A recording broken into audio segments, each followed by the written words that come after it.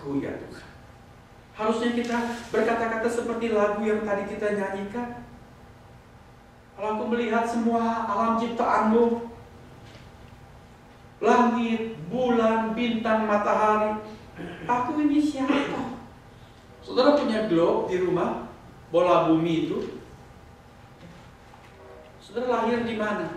Di Jakarta, di Surabaya. Ada lagi teman tidak hadir hari ini, Saudara Arandi, dia berkata dia lahir, saya tanya, kamu berasal dari mana? Dia bilang dari Semarang, tapi bukan Semarangnya. Di lereng bukit, satu bukit kecil, di dalam peta pun gak ada. Dia lahir di bukit itu. Di sana belum ada jalan waktu dia dilahirkan. Kemana-mana orang pakai kuda atau jalan kaki, boro-boro mobil atau angkot atau sepeda motor, tidak ada. Saudara, kalau kita lahir di Jakarta, kita cari di globe itu, di bola bumi. Mana Indonesia? Kecil-kecil semua. Jakarta di mana? Cuma satu bintik saja di sana. Jakarta. Lantas saudara lahir di jalan apa? Hah? Saya lahir di Kebonjeruk Taman Sari, nggak ada di sana. Lalu sayanya di mana? Setitik pun tidak kelihatan. Tetapi mengapa? Untuk kita yang begitu teramat kecil, Tuhan Yesus mau datang dari surga yang mulia, turun ke dunia yang hina, mati di kayu salib, ganti saudara dan saya orang berdosa. Siapakah kita? Sehingga waktu kita meminta sesuatu, Dia memberikan yang kita minta. Kita mendapatkan pemberian itu, bahkan berlimpah-limpah. Waktu saudara berdoa, Tuhan menjawab doa saudara. Siapakah kita ini? Kita boleh mengucap syukur bersama-sama karena Tuhan memberi banyak berkat untuk Graceful Community melalui persekutuan doa. Sudah banyak kesaksian dari persekutuan doa kita. Ada orang yang membutuhkan pekerjaan, Tuhan memberikan. Ada yang membutuhkan status imigrasi, Tuhan mengabulkan. Ada yang membutuhkan kesehatan, Tuhan menyembuhkan. Bahkan orang-orang yang tidak kita kenal, kita doakan. Saudara Jun minta supaya kita mendoakan seorang temannya di Kansas, Rika namanya. Rika itu sakit leukemia, sehingga dia harus mendapat pengobatan yang sangat berat, bahkan harus menjalani operasi untuk cangkok sumsumnya, untuk bone marrow-nya. Harus cari donor. Lalu kita doakan, terus doakan. Saudara tahu, sekarang Rika sudah sembuh dan tidak menjalani operasi cangkok sumsum. Sampai dokternya itu wonder sekali. Luar biasa kamu. Kenapa kamu bisa sembuh? Kamu minum obat apa? Tidak, dia cuma minum semua yang obat yang dokter berikan. Tetapi Tuhan Yesus memberi dia berkat kesehatan, menjawab doa-doa kita. Bukan kita yang hebat. Siapakah kita ini? Siapakah Rika itu? Sehingga dia mendapatkan berkat tersebut. Saudara, waktu kita mendapat berkat Tuhan, kita harus punya sikap seperti Petrus. Ada jurang terbentang yang begitu lebar dan tidak terseberangi antara Tuhan di sana dan aku beserta saudara di sini. Kita ini bukan siapa-siapa dan bukan apa-apa, tetapi Tuhan memperhitungkan kita. Kita harus sadar. Waktu Petrus berkata, Tuhan, pergilah daripadaku karena aku ini seorang berdosa. Dia bukan berarti maksudnya mengusir Tuhan, lalu bilang aku gak butuh Engkau Tuhan. Bukan. Itu suatu bahasa, ungkapan kerendah hatian dan ketahuidirian Petrus. Dia membutuhkan Tuhan, tapi dia sadar bahwa dia ini seorang berdosa. Barangkali memang tadi ketika Tuhan menumpang di perahunya, kemudian masih minta dia menolak ke tempat yang lebih dalam, menebarkan jala. Barangkali kalau keliru nanti, saya minta maaf kepada Petrus. Barangkali Petrus merasa, aduh, ekstra repot. Saudara, pernahkah saudara merasa ekstra repot untuk datang ke kebaktian? Ekstra repot untuk datang ke persekutuan.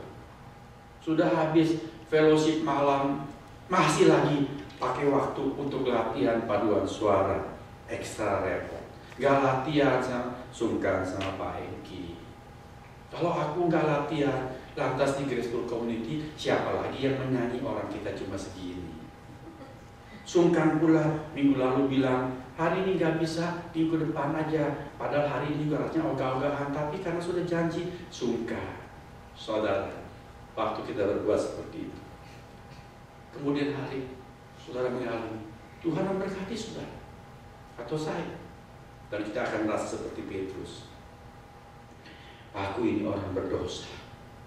Dulu berhitungan dengan Tuhan, menggerutu ketika melakukan sesuatu untuk Tuhan, hati berat ketika rasa sesuatu berkorban untuk Tuhan. Tapi Tuhan tidak berhutang, memberi kita limpah-limpah. Saudara, kita harus tahu diri bila kita diberkati. Itu sikap orang yang menerima pemberian dari Tuhan. Hal yang pertama. Hal yang kedua, coba semua baca ayat 11. Tadi sudah kita baca, sekarang kita baca ulang bersama-sama. Dan sesudah mereka menghela perahu-perahunya ke darat, mereka pun meninggalkan segala sesuatu, lalu mengikut Yesus. Apakah saudara mendapatkan sesuatu yang mengherankan di sini? Yang menarik perhatian kita. Petrus, Andreas, Yakobus, Yohanes, mereka kan nelayan. Apa yang diharapkan, apa yang dicari oleh nelayan? Bukan intan berlian, tapi apa? Ikan. Nelayan cari ikan. Sekarang sudah dapat ikan, sudah begitu banyak ikan. Apa mereka bawa ke pasar ikan? Ayat ini mengatakan apa? Sesudah mereka menghela perahu-perahunya ke darat, tentunya berikut dengan semua ikan-ikan itu, mereka pun meninggalkan segala sesuatu, lalu mengikut Yesus. Saudara, di sini ada satu poin kebenaran yang sangat penting harus saya dan saudara mengerti serta melakukan dalam kehidupan kita. Yesus Kristus, Tuhan dan Tuhanku, adalah sumber segala pemberian yang baik. Dia adalah sang pemberi. Dia memberi kita rezeki, Dia memberi kita kesehatan, Dia memberikan kita anak, Dia memberikan banyak berkat. Dia adalah sumber segala berkat. Kita menerima pemberian-pemberiannya, kita memohon pemberian-pemberiannya, kita membutuhkan pemberian-pemberiannya, dan Dia memberikan. Hal yang penting untuk kita mengerti adalah, saudara, setelah kita mendapat pemberian-pemberian dari Tuhan, manakah yang lebih kita pentingkan? Pemberiannya kah atau sang pemberinya? Manakah yang lebih kita cintai? Pemberian-pemberiannya kah atau sang pemberi? Bagaimanakah sikap kita setelah kita menerima pemberian-pemberian dari Tuhan? Apa kita menjadi begitu repot mengurus pemberian-pemberian Tuhan sampai tidak ada waktu untuk sang pemberi? Menyedihkan sekali. Banyak manusia, saudara, maaf, harus saya katakan bahwa tidak lebih baik daripada seekor anjing. Pernahkah saudara membaca sebuah stiker di mobil? Semakin banyak saya berjumpa dan mengenal manusia, aku lebih percaya kepada anjingku. Stiker itu memuat kata-kata yang tidak enak, tetapi banyak benarnya. Bila saudara makin mengenal manusia, bergaul dengan banyak orang, berbuat kebaikan kepada banyak orang, berinteraksi dengan banyak manusia, saudara akan mengalami kebenaran tersebut, bahwa anjing jauh lebih mengerti berterima kasih daripada manusia.